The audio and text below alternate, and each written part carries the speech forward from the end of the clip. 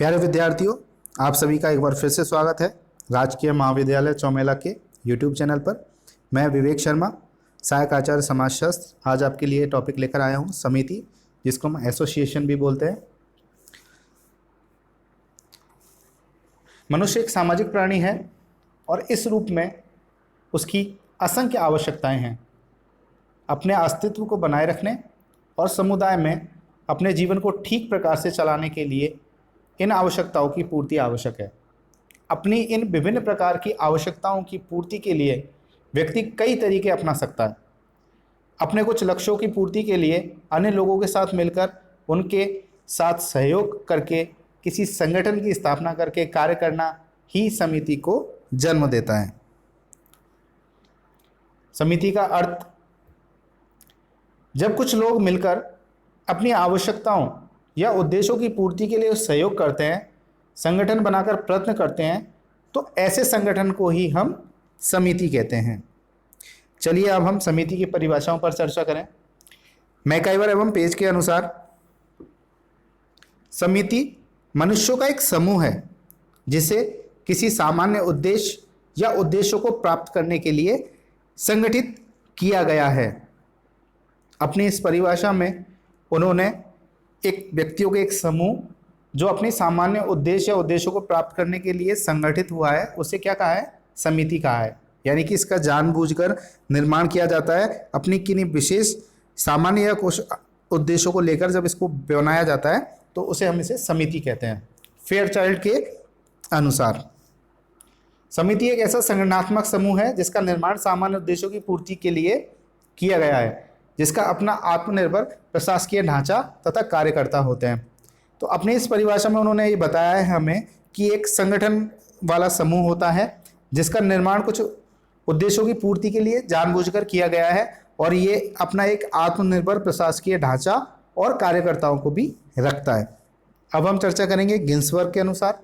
समिति एक दूसरे से संबद्ध सामाजिक प्राणियों का समूह है जो इस सत्य पर आधारित है कि उन्होंने किसी निश्चित हित या हितों को पूरा करने के लिए संगठन बनाया है। यानी कि कुछ लोग जानबूझकर एक दूसरे से जुड़े हुए सामाजिक प्राणी इस बात को निश्चित करते हैं कि वो किसी हित या कुछ हितों को पूरा करने के लिए उन्होंने एक संगठन बनाया है। अब हम आगमन की परिभाषा देख लेते हैं। समिति एक ऐसा संगठन है जो प्राय विशेष स्वार्थों की पूर्ति के लिए बनाया जाता है। इसका उद्देश्य अपने सदस्यों की विशेष या सामान्य इच्छाओं की संतुष्टि के अतिरिक्त कुछ भी नहीं है। तो जैसा कि इनकी परिभाषा से स्पष्ट होता है कि ये विशेष स्वार्थों की पूर्ति के लिए जानबूझकर बनाया गया एक संगठन है और इसका उद्देश्य होता है अपने सदस्यों की सामान्य इच्छाओं को संतुष्ट करना।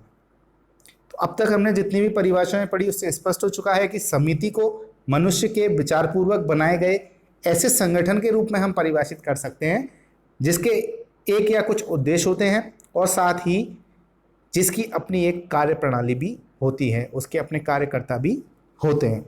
अब हम समिति की विशेषता या उसके लक्षणों की चर्चा कर लेते हैं। व्यक्तियों का समूह। समिति का निर्माण कुछ व्यक्ति मिलकर करते हैं।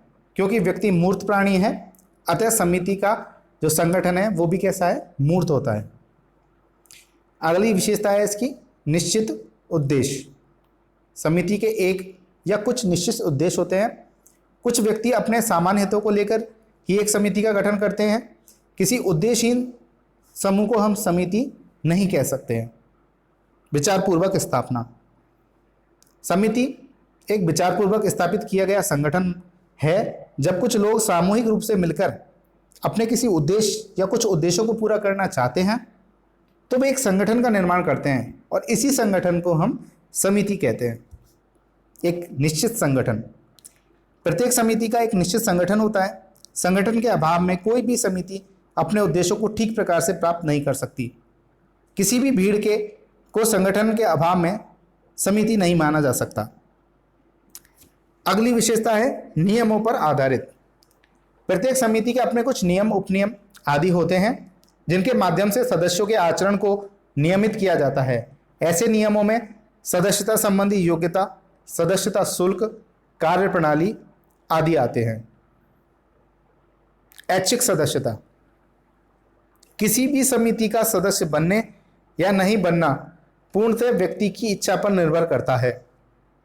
वह अपने हित या रुचि के अनुसार किसी भी समिति का सदस्य बन सकता है और जब चाहे तब सदस्यता से त्यागपत्र भी दे सकता है।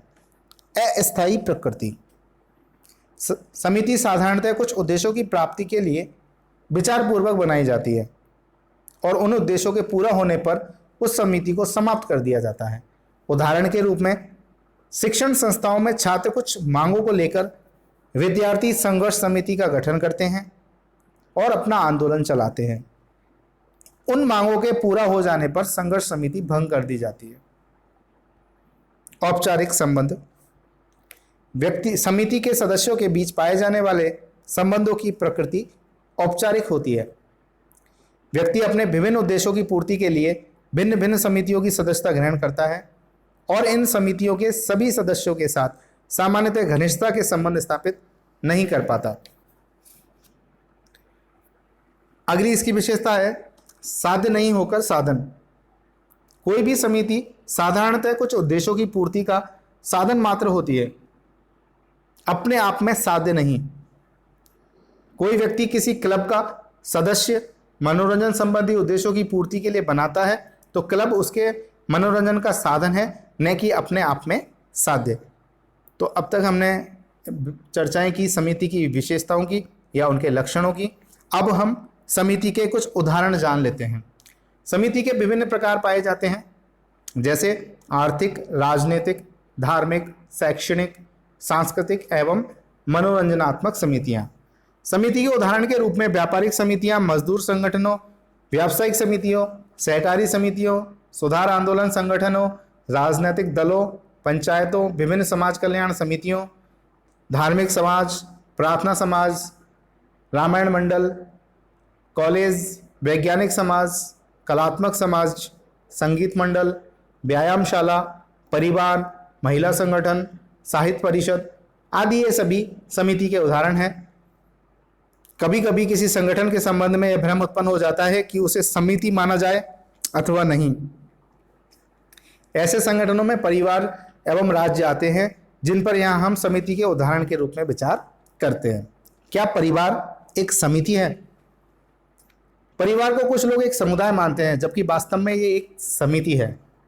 परिवार को समुदाय मानने वालों का कहना है कि व्यक्ति का जीवन जन्म से मृत्यु तक परिवार में बीतता है।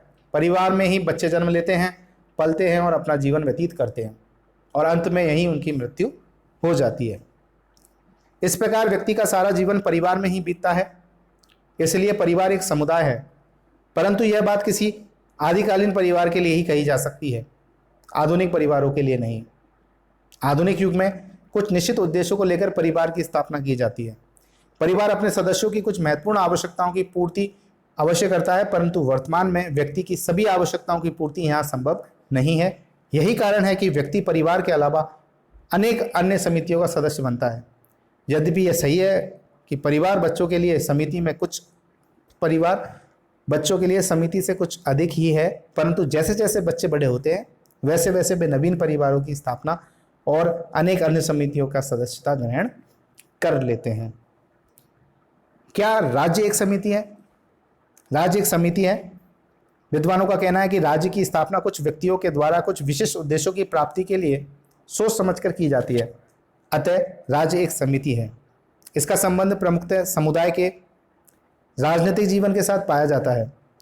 मैकाइवरम पेज के अनुसार राज्य सामाजिक संगठन के एक स्वरूप के रूप में चर्च अथवा व्यापारिक क्लब के समान ही एक समिति है, लेकिन राज्य और अन्य समितियों में कुछ अंतर भी पाए जाते हैं। राज्य की सदस्यता व्यक्ति के लिए अनिवार्य है, दूसरी ओर किसी भी समिति की सदस्यता ऐच्छिक होती है। इसके अलावा समिति का कोई निश्चित भूभाग नहीं होता, जबकि राज्य का अपना भूभाग होता है। भूभाग समिति की विशेषता नहीं होकर समुदाय की विशेषता है।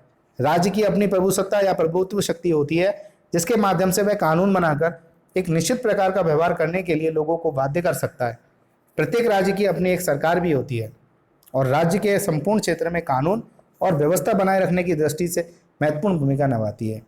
स्पष्ट है कि राज्य अन्य समितियों से एक भिन्न प्रकार की समिति है।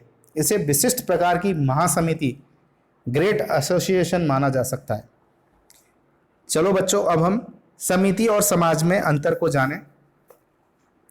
समिति व्यक्तियों का समूह होता है, जबकि समाज सामाजिक संबंधों का जाल होता है। समिति व्यक्तियों का समूह होने के कारण समिति मूर्त होती है, जबकि सामाजिक संबंधों का जाल होने के कारण समाज अमूर्त होता है। समिति का निर्माण समाज के अस्तित्व में आने के बाद की घटना है। समाज का अस्तित्व किसी न किसी रूप में सदैव रहा है, उस समय भी जब मानव असभ्यता व बर्बरता के युग में था। समिति की सदस्यता ऐच्छिक होती है। व्यक्ति अपनी किसी आवश्यकता के कारण किसी समिति का सदस्य बनता है। व्यक्ति का जीवन अनिवार्यतः समाज में ही बीतता है और इसी कारण उसे एक सामाजिक प्राणी माना जाता है। समाज से पृथक व्यक्ति की कल्पना ही नहीं की जा सकती। समिति एक अस्थायी संगठन है। समाज समिति की तुलना में एक स्थायी अवस्था है। समिति की स्थापना निश्चित उद्देश्यों को लेकर जानबूझकर की जाती है। समाज का धीरे धीरे स्वतः ही विकास होता है। समिति सहयोग की भावना पर आधारित होती है। समाज में सहयोग के अलावा संघर्ष भी पाया जाता है। व्यक्ति एक साथ कई समितियों की सदस्यता ग्रहण कर सकता है। व्यक्ति एक समय में एक समाज में से ही संबंधित हो सकता है। तो मैं उम्मीद करता हूं कि आपको समिति का अर्थ, उसकी परिभाषाएं, उसकी विशेषता एवं लक्षण, कुछ समितियों के उदाहरण और समिति एवं समाज में अंतर अच्छे से समझ में आए होंगे। आप अभ्यास प्रश्न के रूप में समिति की परिभाषा बताएंगे व उसकी विशेषताओं का उल्लेख भी करेंगे। धन्यवाद।